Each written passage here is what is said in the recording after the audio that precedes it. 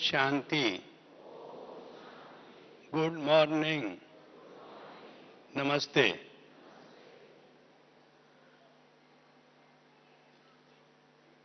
आज खास Valentine day है। जो वैलेंटाइन डे का मतलब होता है कि आज के दिन जो फ्रेंड्स हैं वो मित्रता का, फ्रेंडशिप का पाठ अंडरलाइन करते हैं। तो मुझे भी आज ऐसा लग रहा है कि इंदौर जोन और भोपाल जोन की आपस में जो मित्रता है उसके कारण ही ये सामूहिक कार्यक्रम का आयोजन हो रहा है। और अन्य जोन से भी भाई बहन आए हुए हैं, उनका भी मैं बहुत दिल से स्वागत करता हूं। और आज हम आपस में कुछ ऐसी रूह रिहान करेंगे जिसके लिए आप सबके भी कई प्रश्न हैं और मैं उन प्रश्नों का उत्तर देना चाहता हूं। एक तो प्राय ऑब्जर्वेशन में आता है कि नए नए जो भाई हैं या बहनें निकलते हैं कोर्स करने के बाद, भाषण सुनने के बाद, शिविर करने के बाद, वो रेगुलर नहीं बनते, रोज नहीं आते। क्या कारण है? दूसरी बात हमारे सामने आती है, जब एक आत्मा 5 साल 7 साल वो ज्ञान में चली और उसके बाद उसने अपनी धारणा तोड़ दी,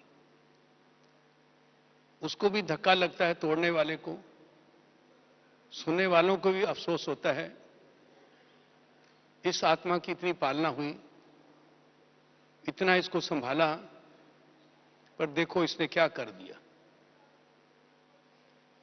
तो ये बातें, घटनाएं हमारे ज्ञान की जीवन में आए दिन होती रहती हैं। तो इस पर मैं सोचता हूं क्या वजह है।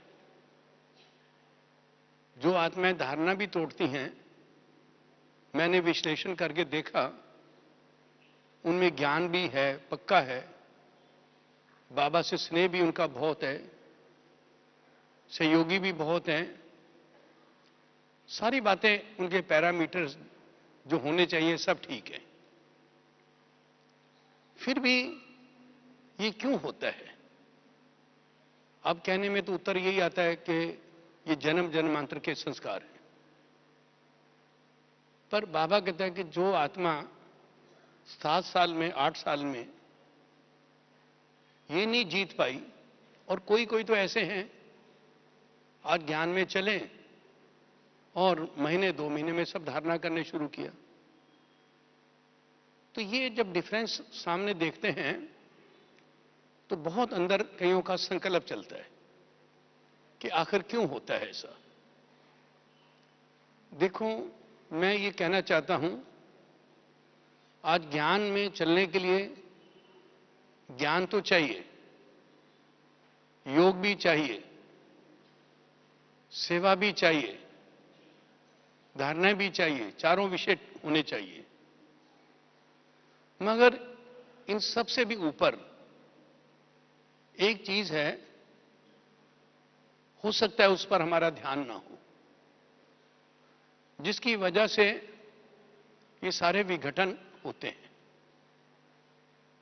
तो अब ये बात है, इन सब से एक ऊपर एक चीज है, अगर वो हमारे अंदर नहीं होती तो हम ज्ञान मार्ग जो है वो हमारे को कभी कभी कठिन लगता है। मातेश्वरी जो थी हमारी, वो कभी भी क्लास में पूछती थी, अच्छा बताओ आपको ज्ञान आसान लगता है या मुश्किल लगता है? तो उस क्लास में प्राय बहुत करके लोग तो ये कहते थे, मम्मा ज्ञान सहज लगता है। मम्मा के आगे कुछ झूठ बोल नहीं सकता था। और कुछ ऐसे भी लोग होते थे जिन मुंह से यह निकलता था कि मम्मा, ज्ञान शुरू में जब सुना तो सहज लगता था, अब चलने में कठिन लगता है। तो बात यह है कि सबसे ज्यादा जरूरत हमको ज्ञान में शक्ति की है। पहले हम कहा करते थे कि हमको शांति चाहिए। अब शांति जो है वो तो हमारा सुधर्म हो ही गया, हमको उसका पता लग गया। अब हम ये कहते हैं कि हमको शक्ति चाहिए, क्योंकि जब आदमी में शक्ति कम होती है तभी ये विघटन होते हैं, तभी वो धारणा टूटती है, तभी वो रेगुलर नहीं आता है, उसको अच्छा भी लगता है ज्ञान। वो कारण कुछ भी सुनाए। अब बात यह है कि शक्ति जो है वो इस ब्राह्मण जीवन के लिए, ज्ञान के जीवन के लिए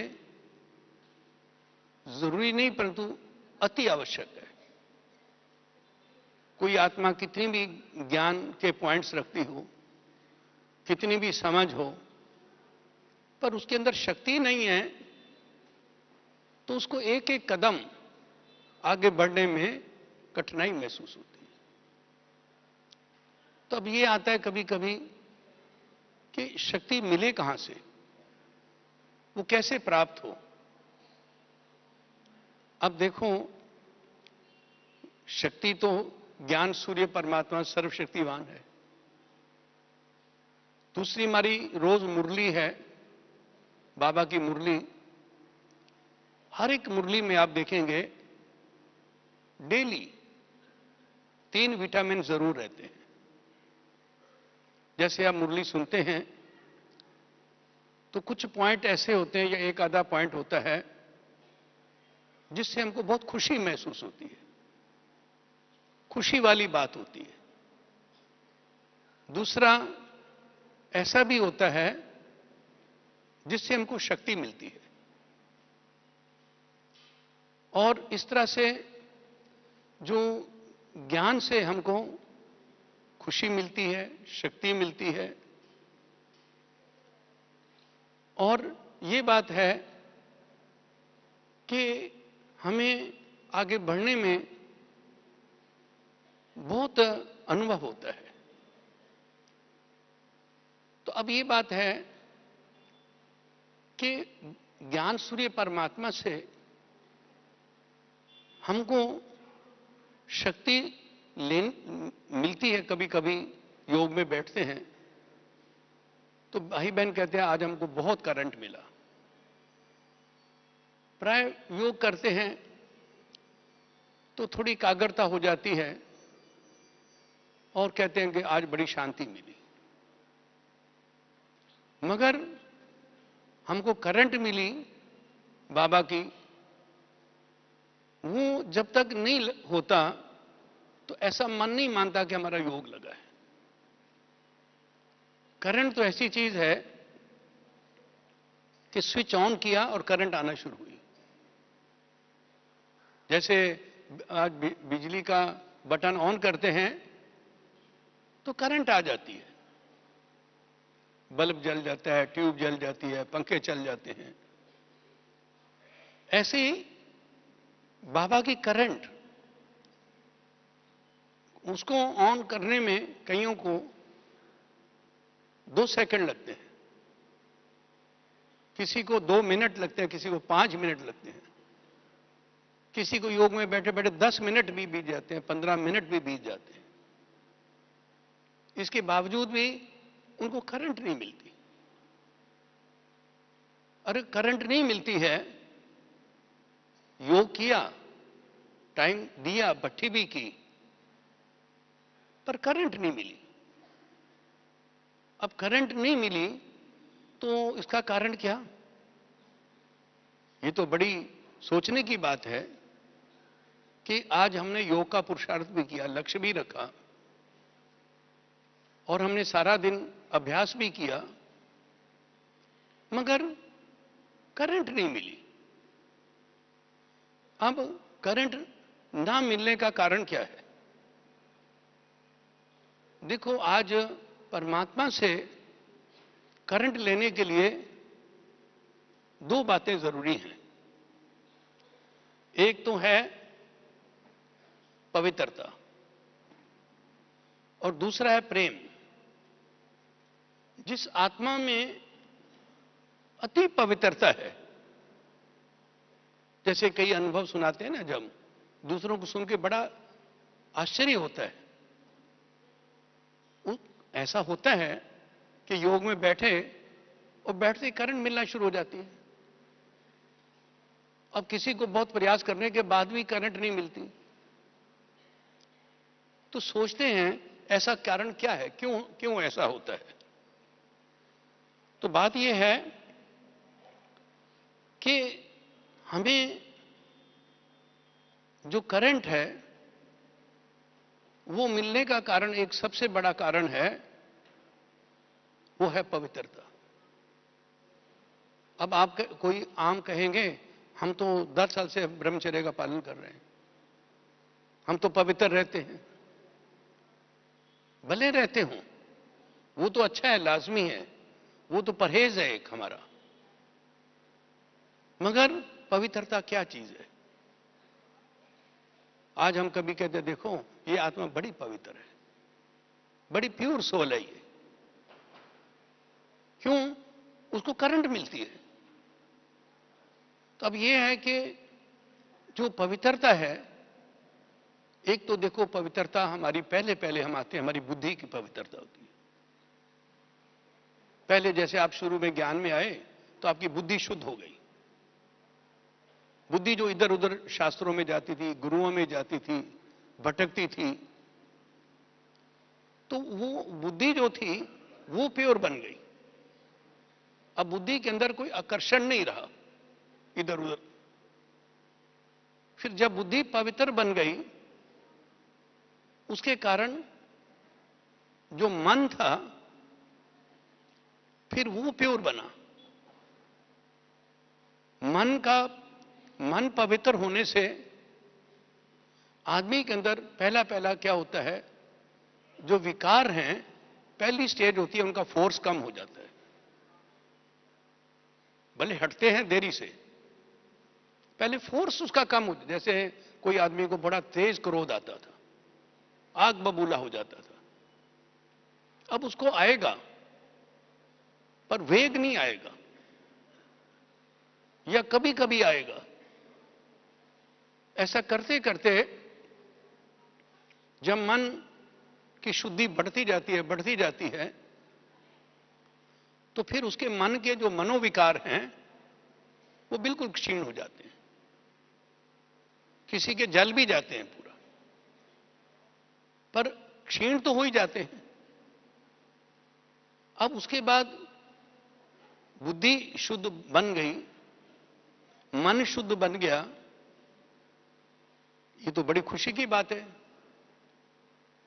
और उसके बाद फिर भी कभी कभी, अभी एक भाई था, तो बड़ा पुराना भाई, बहुत सेवाधारी भाई है हमारा, तो उसने कहा मैं 10 साल से रोज मुरली सुनता हूं, मैं पवित्र भोजन करता हूं, मैं कोई अश्लील चीजें टीवी में नहीं देखता, मेरा संग भी कोई गंदा नहीं है, फिर भी आज रात को मुझे बहुत गंदा स्वप्न आया। उसके कारण मेरी नींद फिट गई और अभी भी मैं बहुत चिंतित हूं। मेरे को बहुत टेंशन है कि क्या वजह, मेरे को ऐसा स्वप्न क्यों आया, जबकि मेरे सारे पिलर ठीक हैं। मैं लोगों को कहता हूं मैं ज्ञान में बहुत अच्छा चल रहा हूं, इसके बावजूद भी ऐसा क्या हुआ? तो उसको ऐसा लगता है जैसे मेरे जीवन में एक भूकंप आ गया, मेरे को हिला दिया। तो फिर मैंने समझाया, मैंने कहा देखो आपने ठीक कहा, आप मुरली रोज सुनते थे, नियमों का पालन करते थे, आपके बुद्धि स्वच्छ हो गई, मन में भी विकार काफी हद तक मिट गए, मगर भाई साहब आपकी जो वृत्ति है उसमें कचरा बहुत बकाया है, वो भरा हुआ है, वो आपको दिखता नहीं है। आपकी वृत्ति में जो कचरा है वो बहुत है, और वो जो कचरा अंदर भरा हुआ है वो बीच बीच में बदबू मारता है, और उसके कारण मन भी दूषित हो जाता है, और कभी कभी उसकी दुर्गंध जो आती है कचड़े की, आप सोए होंगे, अब वो जो दुर्गंध आई विकार की, वो आपकी वृत्ति के कारण आई। वृत्ति जो है वो पूर्णतः शुद्ध नहीं बनी, बुद्धि शुद्ध बन गई, मन शुद्ध बन गया, और वृत्ति जो है उसमें कचरा है। अब वो जो गंदगी है वो उसके ऊपर हमारा ध्यान नहीं है, और हम ऊपरी मान के चल रहे हैं मैं तो पवित्र हूं, मैं तो बहुत शुद्ध हूं। इसलिए ये बात जो है ये गलतफहमी है। अगर आज बाबा कहते हैं बच्चे बाबा की प्रत्यक्षता क्यों नहीं हो रही, बहुत ताकत लगा रहे हैं, क्यों नहीं ऐसा हो रहा? उसका कारण एक बात है, अब जैसे ब्रह्मा बाबा में पवित्रता थी, मम्मा में पवित्रता थी, ऐसी आपके अंदर है। अगर वो प्यूरिटी नहीं है, अब आप जो ब्राह्मण बने हैं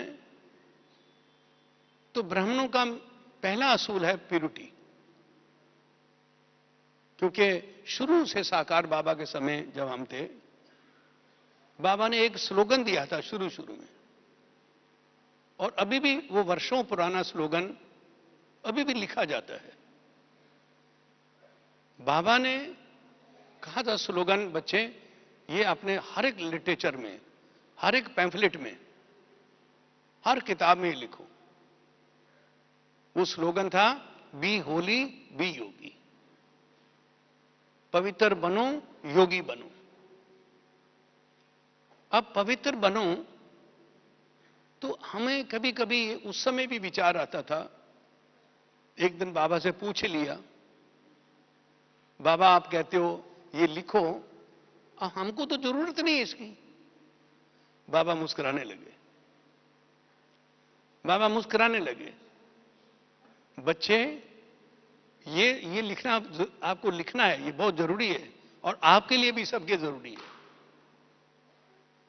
तो बाबा ने कहा कि ये जो स्लोगन दिया था आज भी उसकी वैसी वैल्यू है जो पहले थी।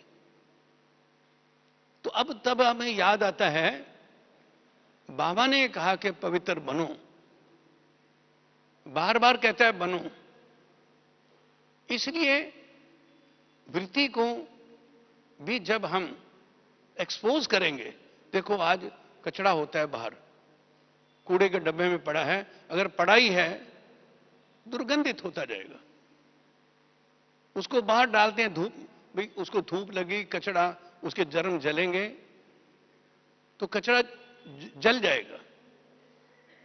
बाबा कहता है योग से अगर देखो, जैसे मिसाल भी देते हैं शुरू में, जैसे लेंस होता है और उस पर सूर्य की किरणें पड़ती हैं, और वो लेंस की निकली हुई किरणें कागज पर या किसी कपड़े पर पड़े तो उसको जला देता है। इसलिए कहा गया योग अगन है। योग अगन, कई लोग नहीं समझते योग अगन क्यों कहा। योग एक ऐसी अग्नि है जो हमारी वृत्ति के कचड़े को जला देती है। अब वो जो कचरा अंदर में, जो कोई दुनिया में आज भले कोई इब्राहिम थे, बुद्ध थे, गुरु नानक सब थे, शंकराचार्य थे, सब सब दुनिया में आए। उन्होंने आकर के जो उनके धर्म की आत्मा थी उनको प्रभावित किया और वो अपने साथ लाए उन आत्माओं को। पर जो लोकल आत्माएं थीं वो वैसे अनअफेक्टेड रही। आज तक किसी ने ये कोशिश नहीं की कि आज वृत्ति शुद्ध हो जाए। आज कोई भी आत्मा दुनिया में नहीं जो कहे कि मैं संस्कार परिवर्तन कर सकता हूं। वृत्ति से मेरा अभिप्राय संस्कारों से भी है। कोई नहीं मानता, वैज्ञानिक भी नहीं मानते कि ये जो संस्कार हैं वो पवित्र, वो शुद्ध हो सकते हैं। संस्कार, आप समझते होंगे मेरा कहने का संस्कार मैं किसको कह रहा हूं। एक छोटी सी घटना बता के मैं स्पष्ट करूंगा। एक बहुत नामी गिरामी चोर था। वो चोर ऐसा था, रोज चोरियां करता था मगर पकड़ा नहीं जाता था कभी। तो चोरियां करते करते उसके मन में वैराग पैदा हुआ। उसने सोचा मेरी जिंदगी क्या है, दिन भर मैं छुपता रहता हूं, रात को मैं चोरियां करता हूं, आखिर मुझे फायदा क्या है। तो उनके गांव में एक महात्मा जी आए हुए थे। महात्मा जी की पूरी मंडली रहती है, उनके 8-10 शिष्य थे साथ में। तो उसने जाकर के महात्मा जी के पास जाके चरणों में लेट गया और सिर ही नहीं उठाया कि महात्मा जी आप मुझे अपनी शरण में ले लो, आप मुझे शिष्य बना लो। उन्होंने कहा उठो बात। उसने कहा नहीं, तब पहले मुझे कहो कि हां मैं बनाता हूं, तब मैं सिर उठाऊंगा। लेटा ही रहा। तो महात्मा जी ने आकर उसका जिद देखा, उसकी भावना देखी। उस चोर को भी उन्होंने अपना शिष्य बना लिया। अब उनकी मंडली चलती थी, गांव से जाना, टाउन से, एक टाउन से दूसरे टाउन जाना, और रात को कहीं ना कहीं हॉल्ट करते थे। तो महात्मा जी के सारे शिष्य जो थे वो रात को सो जाते थे, और जब सोते थे उनके एक कमंडल रहता है उनका, उसको सिरहाने रख लेते थे। उनके पास और तो कोई प्रॉपर्टी होती नहीं, एक कमंडल। तो रात को कमंडल रख के वो सो जाते थे। सुबह उठते थे, उठते ही देखते थे कि मेरा कमंडल कहां गया। वो कहता मेरा कहां गया। अब उसका कमंडल उसके सिरहाने मिल जाए, उसका उसके पास मिल जाए। सुबह भगवान को याद करने की बजाय वो कमंडल ढूंढने लगते थे कि कमंडल कहां गया। जाता कहीं नहीं था, पर वो अदली बदली हो जाती थी। तो आखिर सोचा क्या बात क्या है। जब ये समस्या 3-4 दिन तक चलती रही तो उन्होंने महात्मा जी को, बड़े महात्मा जी को कहा, स्वामी जी ऐसी ऐसी घटना हो रही है। तो स्वामी जी ने कहा कोई बात नहीं। एक शिष्य को कान में सुनाया, तो आज रात को लेट जाना और सोना नहीं, जागते रहना रात भर, और देखना कि कौन करता है ये। तो शिष्य, ऐसा बहाना तो ये था मैं सो रहा हूं, पर सोया हुआ नहीं था वो। उसने देखा लगभग 12:30 बजे, 1 बजे का टाइम था। उन्हीं की मंडली में से, उसका ड्रेस भी गेरुआ पहना था, सिर मुंडा रखा था। वो जो चोर था, जो नया शिष्य बना था, तो वो उठा, उसने इधर उधर देखा सब गहरी नींद में सोए। उसने कमंडल चेंज किए और एक शिष्य जो जिसकी ड्यूटी लगी थी वो उसने पूरा वॉच किया और सुबह को बड़े महात्मा जी तक जाके कहा, स्वामी जी ये व्यक्ति है जो कमंडल उठाता है, उसका उधर रखता है, उसका उधर रखता है, सब चेंज हो जाते हैं सुबह तक। तो महात्मा जी ने उसको बुलाया, बड़ा गिड़गिड़ाया, वो परम चरणों में गिर गया, मुझे माफ करना, मुझे माफ। उसका महात्मा जी ये आपकी मेहरबानी है जो आपने मेरे जैसे पतित आदमी को भी स्वीकार किया और मैं इतने दिन तक बड़ी बड़ी चोरियां नहीं की, मैं उसको कुकर्म से बच गया, मगर अब मैं क्या करूं? अब मेरा जो संस्कार है उठने का और चोरी करने का वो नहीं मिटा। तो कहावत बनी, चोर चोरी से गया पर हेरा फेरी से नहीं गया।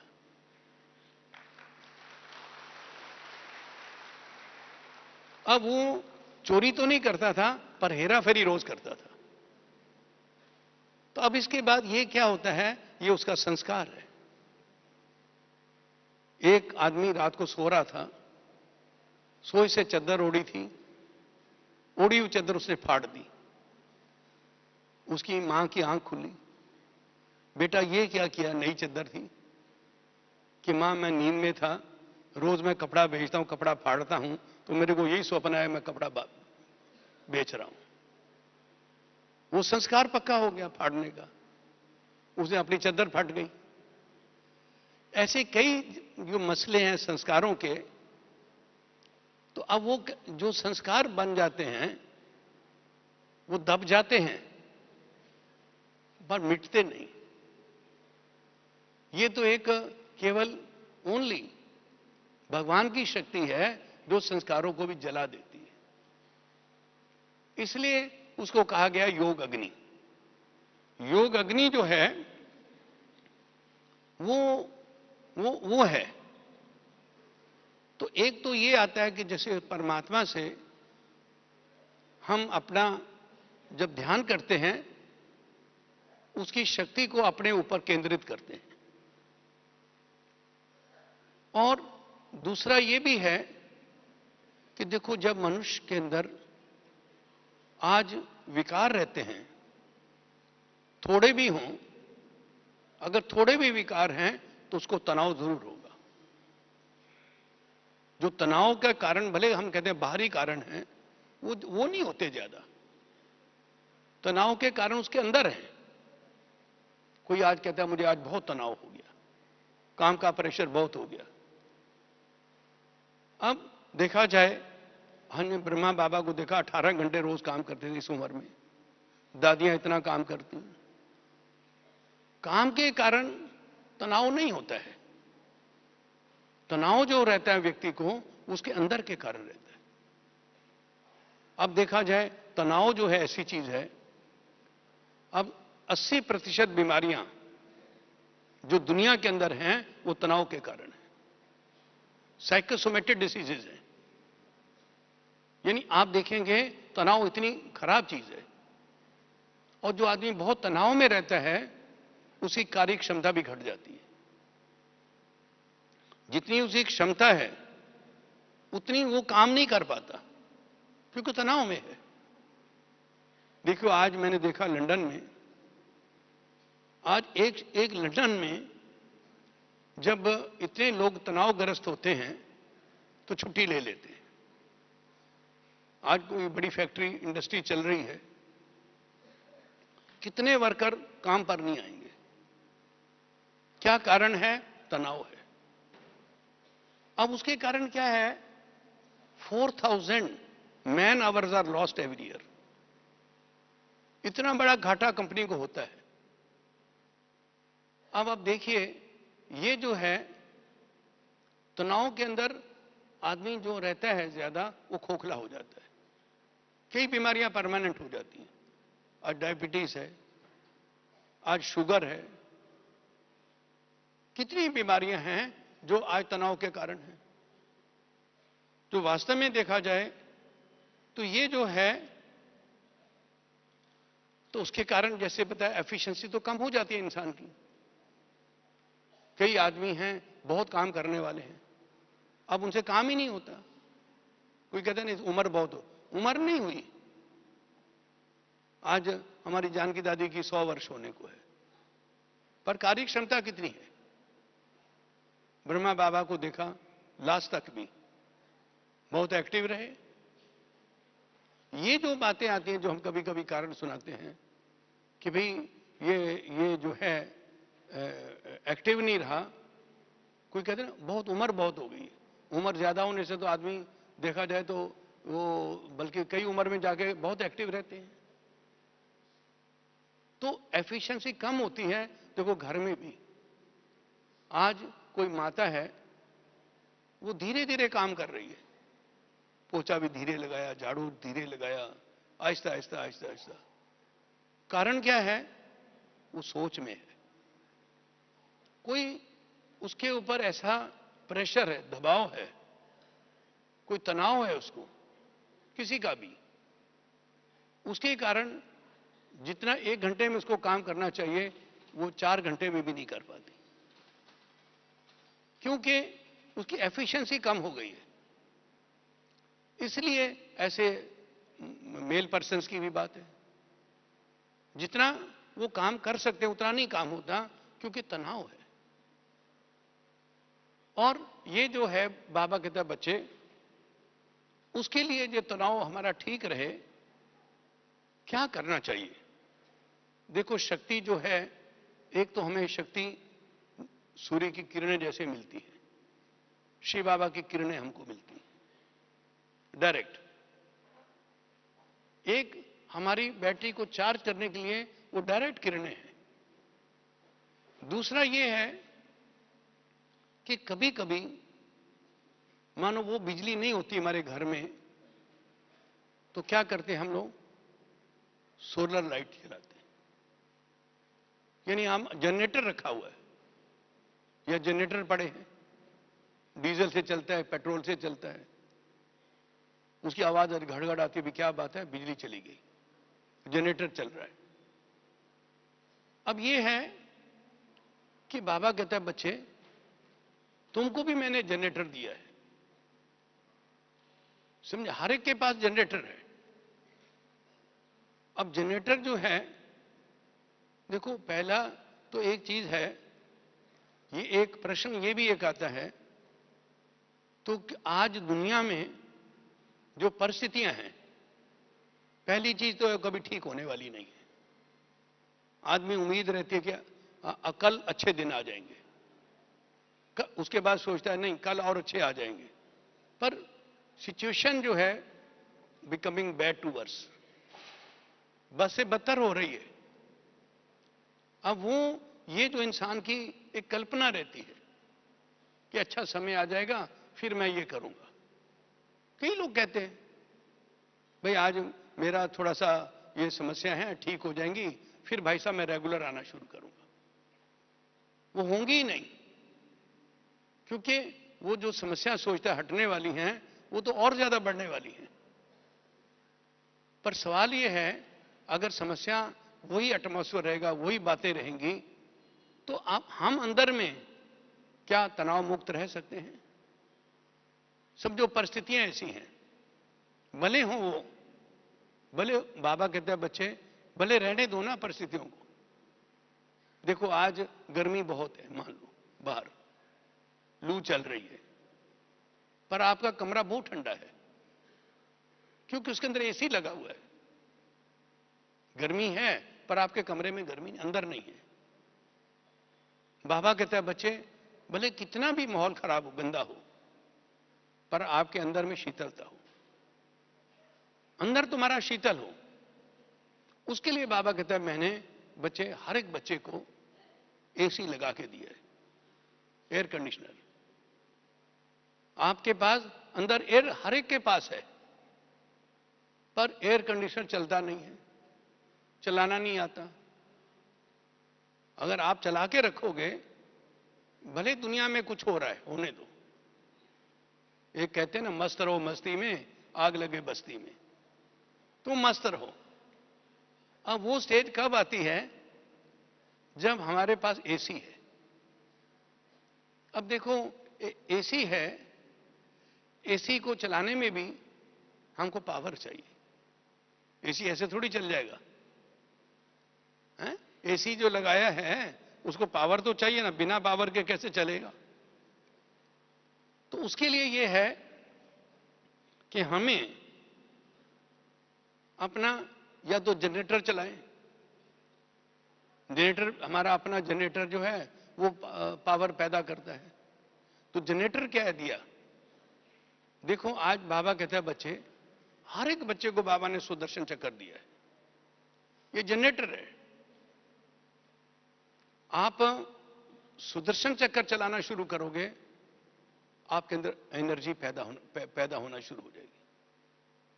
अब 15 मिनट 20 मिनट सुदर्शन चक्र चला के देखो। जब आप चलाओगे तो आपके अंदर अंदर अंदर अंदर आप शक्तिशाली हो जाओगे, पावर जनरेट हो जाएगी, शक्तिशाली बन जाओगे। तो आज ये जो है पावर जनरेशन, ये हमारे उससे है, यानी वो जनरेट किए हमने।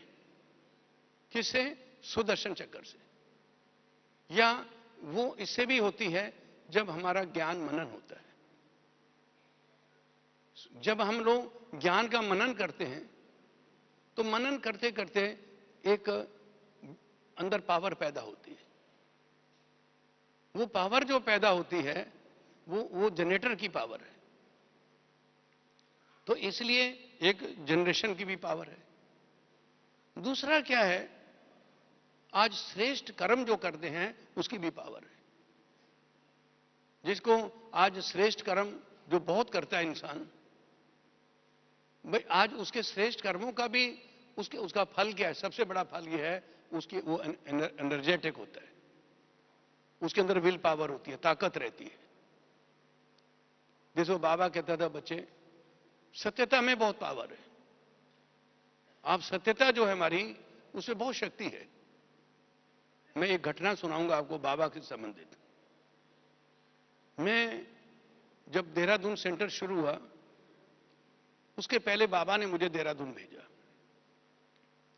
कि बच्चे, देहरादून में बच्चों ने बहुत ट्राई किया, उनको मकान नहीं मिलता। तो मुझे 1 हफ्ते का टाइम दिया। मैं, एक भाई और था साथ मेरे। तो हमने सुबह निकलना, सुबह उठ के मुरली पढ़ के हम खाना बना ले, रात तक वही खाते थे बार बार, और सुबह मकान ढूंढने निकलते थे। और सचमुच में 6 दिन में हमको कोई मकान नहीं मिला, खाली। 7वें दिन हमने सोचा कि चलो अब मकान तो मिलना नहीं, 1 दिन बाकी है। तो देहरादून में राजपुर रोड है।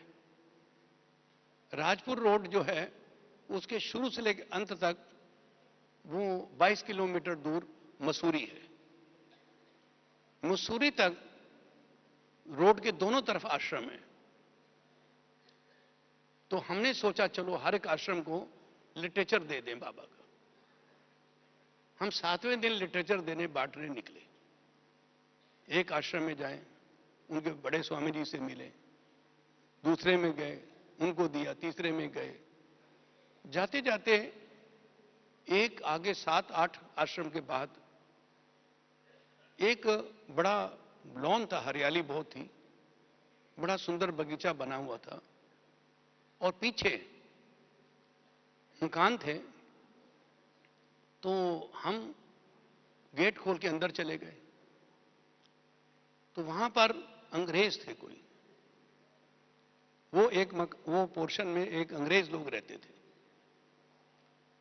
तो बड़े प्रेम से बोले, hello, welcome, come on brother, आओ आओ, बिठाया, किया, चाय मंगा लिया। हमने चाय तो पी नहीं। फिर पूछने लगे, from where have you come? हमने कहा, sir we are coming from Ambala cantt. How have you come here? मैंने कहा, sir we want to start a branch of our ashram here. Which is your ashram? मैंने बताया ब्रह्मा कुमारी ईश्वरी विश्वविद्यालय। हो सच a big name, सच ए। फिर उसके बाद कहने लगे, ऐसे बोलते बोलते कहने लगे, do you like this house? अब मैंने कहा भाई, वो कहते जिस मकान में ये आपको पसंद है? मैंने कहा of course this is nice house, अच्छा है। तो मैंने कहा ये जो विदेशी लोग हैं ऐसे मेहमा करके चढ़ा देते, मुझे एक दो अनुभव पहले हुए। उनको एक विदेशी वो था, उसको ज्ञान सुनाते रहे, रोज कहे वेल नाइस, वेरी गुड, और लास्ट में कहने लगा, dear brother I am sorry I don't agree to your views, last में फिनिश। और मैंने कहा ऐसे ये भी कह रहे हैं, अब पता नहीं क्या इसका मुद्दा है। तो उसने कहा नो नो, हमारा एक बाइबल कोर्स है, हमारा इंस्टीट्यूशन मसूरी में है, हम थोड़े दिन की ठंड पड़ती है तो नीचे आ जाते हैं, ये हमने रेंट पर लिया हुआ है। आप सामने मिस्टर अरोड़ा बैठे हैं, इसके लैंडलॉर्ड हैं, आप उनसे बात कर लो, हम 5-6 दिन में खाली करने वाले हैं। हमने बात की, आकर तय किया, इतना महंगा मकान, हम यज्ञ के इतिहास में इतना महंगा कभी कोई नहीं ले सकता। उस जमाने में 150-125 तक मकान होते थे बस। हमने मकान लिया 700 रुपए किराए में। बाबा को खबर मिली, फिर वहां से भाई बहन भी आ गए। पहले तो मैंने नहीं बताया कितना किराया, सब खुश हुए, बहुत अच्छा है, बहुत अच्छा है। फिर जब बताया तो सब लोग सोचने लगे ये क्या है। मैंने कहा चलो 1-2 महीना रहो और बाद में और ढूंढते रहेंगे। तो क्या हुआ, उसी मकान में हमारी सेवा शुरू हुई। तो मुझे शुरू से कोर्स देने का बड़ा शौक था। मैं सुबह बैठता था, रात तक कोर्स देने का मेरे को स्पेशलाइजेशन हो गया। अब दोपहर को भी नहीं सोता था और रात तक कोर्स देते रहना। एक दिन मैं कोर्स दे रहा था तो एक क्लास का भाई, मामचंद भाई, वो स्टेट बैंक ऑफ इंडिया में नौकरी करता था, वो आया दोपहर को। मैं कोर्स दे रहा था, बाकी बहनें तो सो रही थी, कोई मिला नहीं उसको। मेरे सामने गेट के आगे आ गया, कहने लगा भाई साहब मुझे आज की मुरली चाहिए। तो मैंने बिजी था, मैंने उठा के मुरली उसको दे दी, वो ले गया। वो मुरली उन दिनों की है जब चाइना का युद्ध चल रहा था, और चाइना में युद्ध पर, बॉर्डर पर जो गोरखापट्टन थी वो ज्यादा देहरादून की थी, और देहरादून से ही वो जाती थी, और जो लोग जाते थे मेजॉरिटी डेथ हो जाती थी। तो वो उस मुरली में बाबा ने कहा, एक मुरली थी उन दिनों, कि बच्चे जो चाइना का और हिंदुस्तान का जो युद्ध चल रहा है, जिस इलाके के लिए युद्ध चल रहा है वो वास्तव में वो इलाका दरअसल चाइना का है, वो भारत का नहीं है। अंग्रेजों ने अपने समय में उस इलाके को अपने साथ मिला लिया था ताकि अपना बॉर्डर बनाने के लिए, है वो चाइना का, और खाम खा युद्ध कर रहे हैं।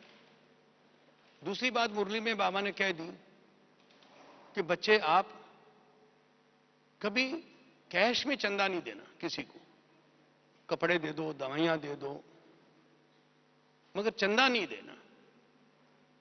अब मामचंद नया नया था, उसके ऑफिस में चंदा ले रहे थे, इमरजेंसी लगी हुई थी, तो मामचंद से चंदा मांगा। मामचंद ने फट कह दिया कि नहीं साहब, हमारे धर्म में चंदा देना नहीं है। उसने बोल दिया धर्म में नहीं, हमारा वहां से सर्कुलर आया है, उसमें लिखा है कि किसी को चंदा नहीं देना। अब उसका जो सेक्रेटरी था वो आर्य समाजी था, उसने, सेक्रेटरी ने कहा कि अच्छा वो बुलेटिन मुझे लाके दिखाओ। उनको नहीं पता बुलेटिन में मुरली क्या चीज है। वो मुरली उसी में थी, वो लेके चला गया, उसको पढ़ाई। अब पढ़ ली उसने, शुक्र है उसने दी नहीं उसको।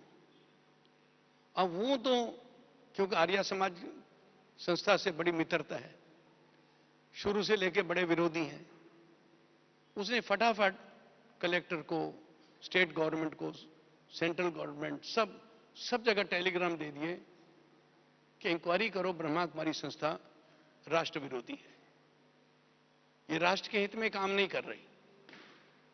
अब कलेक्टर को भी जब मिला तो हमारी क्लास में उन दिनों वीएन गुप्ता डिस्ट्रिक्ट जज थे, वो क्लास रेगुलर करते थे और शाम को वो बैडमिंटन खेलते थे, कलेक्टर और जो जज साहब सारे मिलके। शाम को जब गए, कलेक्टर साहब ने पूछा, गुप्ता जी आपकी संस्था का सुना है कि राष्ट्र विरोधी है। गुप्ता जी ने, बिल्कुल गलत बात है, हम तो भारत को स्वर्ग बनाने का लक्ष्य रखते हैं, हम तो कहते हैं राम राज आवे। उसने कई ऐसे होंगे सिर फिरे दिमाग के, उसने मुझे को ऐसे टेलीग्राम भेजी है। फिर उसके बाद थोड़े दिन के बाद क्या हुआ कि मैं माउंट आबू आया हुआ था, तो वहां जयपुर से पुलिस के 2 ऑफिसर और 3 नॉन ऑफिसर्स, 5 लोग पुलिस के पहुंचे और गेट पर आते उन्होंने कहा कि हमें दो दादाजी से मिलना है। तो बाबा को कहा अंदर, बाबा ऐसे ऐसे पुलिस वाले आए हैं। वो उन्होंने कहा हम जयपुर से आए हैं। तो बाबा ने कहा उनको जाके बोलो पहले 7 दिन का कोर्स करना पड़ता है। तो उन्होंने सोच के कहा कि भाई हम 7 दिन तो नहीं रुक सकते, पर 3 दिन रुक सकते हैं, सुबह शाम आ जाएंगे।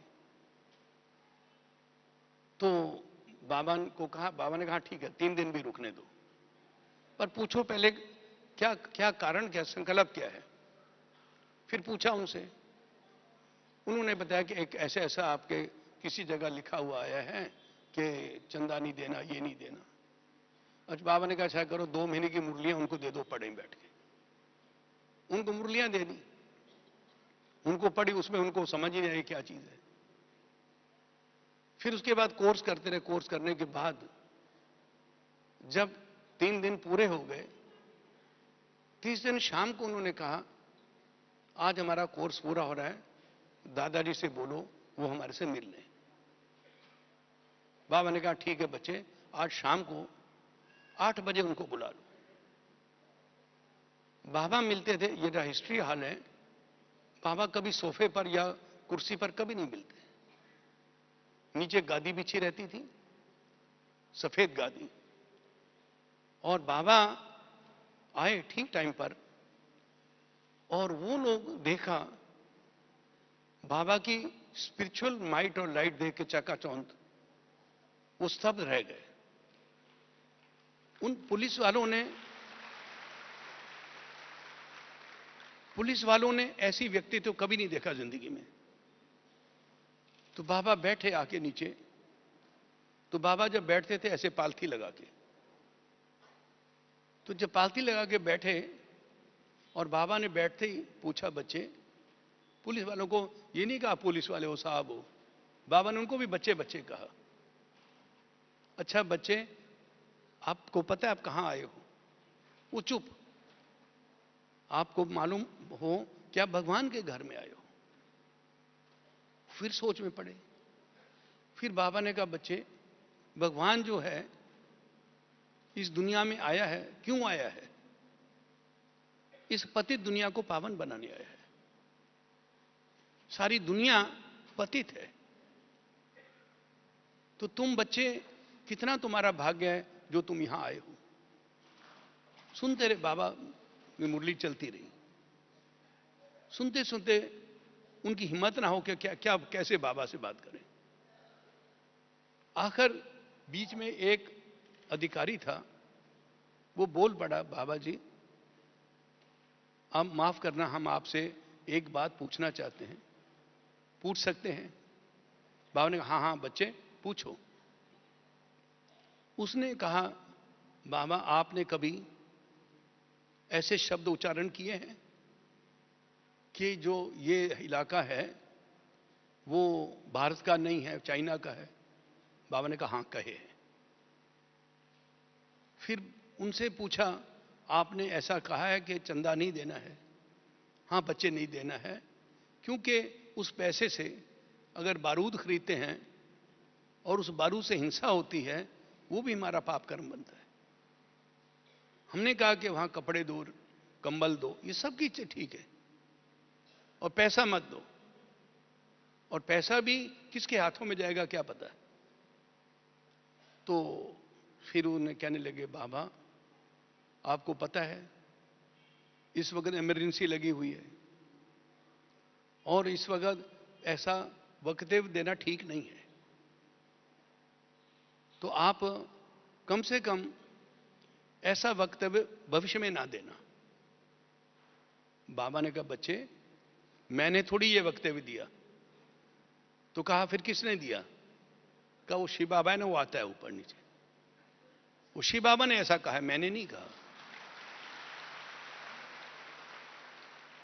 तो उन्होंने कहा, पुलिस वालों ने, कि बाबा हमारे हाथ जोड़ के विनती है, क्या उस शिव बाबा को अब कह दो कि वो ऐसा ना कहे।